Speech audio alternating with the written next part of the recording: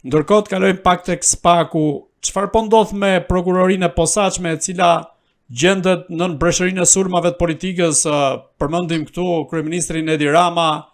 kryedemokratin Sali Berisha, i cili thekson se kur të vinë pushtet do ta shkrijë, dhe nga ana tjetër përflitet për largimin e amerikanëve. A ka vërtet sot SPAK kapacitetet e duhura për të goditur në vijimësi politikanët e korruptuar pas rastit që ndodhi me Erion Veliajn? Nuk e dia do të godas politikanë të tjerë. Ajo që unë di është që shejtani është futur në një rrugë të pa kontrolluar dhe shenjtorët janë në një arrest të vazhdueshëm dhe janë, do thoya, në një konsultim me Zotin, sepse kërkojnë shpëtimin nga Zoti, sepse djalli ka bërë hatan. Kjo është historia më e bukur dhe më e mirë për një film, për një libër, po ky është realiteti në Republikën e Shqipërisë. Dikur politikanët tanë u përbëtuan përpara popullit shqiptar që ata do të u sillshin si shenjtor përpara një drejtësie të re, e cila do të groposte të gjithë të djallëzuarit, ose më mirë të gjithë të mëkatët të tyre, ose mëkatarët të cilët do të kishin bërë në të shkuarën e tyre gabime fatale ndaj popullit shqiptar. Por ajo çfarë ka ndodhur konkretisht sot, ne ku jemi sot dhe jemi dëshmitar të një situate që i forti është i fort për shkak të pushtetit, por në rast se i forti abuzon haptasi me dispozitën e kodit penal, dihet qartazi që ai nuk ka më mbrojtje, jo se janë amerikanët, jo se ekziston shteti së drejtës sepse e ka normuar Partia Socialiste, por sepse ata kanë fluturuar duke menduar se janë të plot fuqishmit e kësaj bote. Edhe njëherë e theksoj tek ju, dispozita ligjore që është e normuar nga ligjvënësi mund të anashkalohet në mënyrë momentale nga një shërbëtor të sistemit që është pjesë e Partisë Socialiste, por në asnjë moment nuk mund të parashkruhet një vepër penale kur qartazi me rastin e Erion Velis kemi të bëjmë me një dëshmitar ose bashkëpunëtor të drejtësisë, i cili ka treguar tek prokuroria speciale që ai ka qenë ose ajo ka qenë bashkëpunëtore e këtyre veprave të rënda penale që dyshohet ndaj zotit Velia e të tjerë.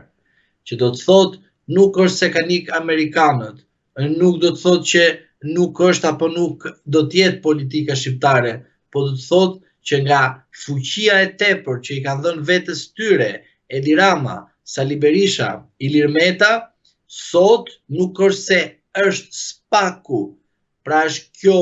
lavatrice apo është ky lavazhier që kuptohet qartazi që ka ndryshuar vetëm tabela, por është ajo çfarë ne kemi thënë, ajo smundja e paprekshmit, pra smundja e fuqit plotit, ai i cili nuk pyet për asgjë. Prandaj ndonjëherë që themi drejtësia në shinat e vet, por kemi keq kuptuar që drejtësia në shinat e politikanëve shqiptar është në tejkalim të shinave të drejtësisë, sepse nuk kanë pyetur për drejtësinë. Por kjo nuk do të thotë që kjo drejtësi është e pavarur, por kjo drejtësi vjen momenti që duhet edhe të shprehet për shkak se populli shqiptar në rast se do të pranonte një situatë ku jemi aktualisht sot, që secili bën çfarë do të qefi, normalisht dhe populli shqiptar do të bënte edhe ai çfarë do të qefi, edhe nuk do të zbatonte rregullat ashtu siç duhet. Prandaj për ata që mendojnë ende të paprekshmit, nuk do të thot aksioni, por do të thot që në rast se ty të ka hyrë vetja në qef, normalisht ti nuk pyet as për kushtetut, as për ligj, por politika jonë shqiptare gjithmonë nuk e ka pyetur, po vjen momenti që ato kanë shkelur dhe normalisht secili prej tyre, Rama, Berisha, Meta, Basha, Veliaj, Balluku, Balla e shumë të tjerë do të marrin përgjigjen e merituar, jo sepse është vetëm ligji, por është se kanë kërkuar dhe shpëtim nga kjo drejtësi. Kjo drejtësi e sotshme thjesht i ka zgjatur kohën, po për shkak të veprimtarive të tyre duke shkelur ligjin, do të vi momenti që do të përgjigjet çdo person, po jo për shkak të reformës në drejtësi, por për shkak të abuzimit edhe me reformë në drejtësi që kemi aktualisht sot në vendin tonë. A ka në SPAK agent të FBI-s apo qofshin ata edhe konsulent apo ekspert që japin ndihmën e tyre si dhe izraelit apo dhe britanik siç është përfolur ditët e fundit? Unë nuk e besoj që të ketë këta agent të cilët mund të vinë për të dhënë ndonjë mendim, por nuk besoj se janë në kohë të plot atje. Unë gjithmonë shprehem dhe them që të vetmen mënyrë që duhet punojnë agjentët tanë të Birojës Kombëtare të Hetimit, duhet të nështrojnë ligjit tonë procedurial penal dhe normalisht të marrin një uri profesionale që të kenë mundësinë të japin kontributin e tyre për zbardhjen e ngjarjeve të rënda kriminale dhe korruptive. Por, në rast se kemi edhe agent të huaj, për çfarë shërbejnë? Shërbejnë për të zbardhur abuzime që mund të kenë bërë politikanët tanë jashtë shtetit, për të zbardhur pasurinë e tyre që mund të kenë jashtë shtetit, për të zbardhur ndonjë konflikt, si ishte rasti me Golingan, i cili u akuzuar nga Shtetet e Bashkuara të Amerikës dhe pritet për të rihapur. E këto janë pikpyetje të cilat besoj se në një moment të dytë, patjetër që duhet të reagojë jo vetëm SPAK-u, por edhe drejtësia amerikane të na thotë në të vërtetë kryeministri i vendit tonë është i përfshirë në një rast të tillë duke kërkuar shpalljen non grata të dy personaliteteve të politikës shqiptare, një të Tom Doshit edhe dy të Sali Berishës, sepse në rast se kemi të bëjmë me një rast të tillë,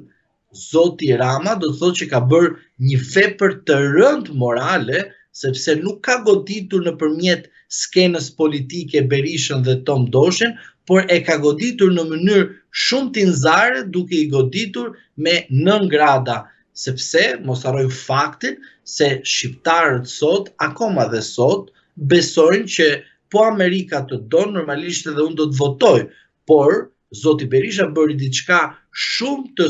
sinqert dhe ka ndihmuar dhe një farë mënyre çdo person i shpallur non grada, sepse ai bëri një pastrim të pastër që tha: unë do luftoj për non gradan sepse nuk është çështje individuale, por është çështje e cila ka të bëjë pikërisht me politikën e brendshme. Asnjë agent, asnjë ambasador nuk mund na diktoj kë do votojmë ne si qytetar shqiptar. Por, në rast se agentët FBI-s, izraelit apo të tjerë vinë në vendin tonë për të asistuar në institucionin që ne kemi miratuar, pra edhe Shqipëria, edhe shqiptarët e kanë miratuar reformën në kuptimin jo drejt për së drejtit, por tërthorazi, që e kemi votuar në një farë mënyre pa na pyetur askush, duke mos reaguar, pra vetëm duke heshtur, normalisht, por duhet kapur ai i cili ka shkelur ligjin, ai i cili ka abuzuar me ligjin.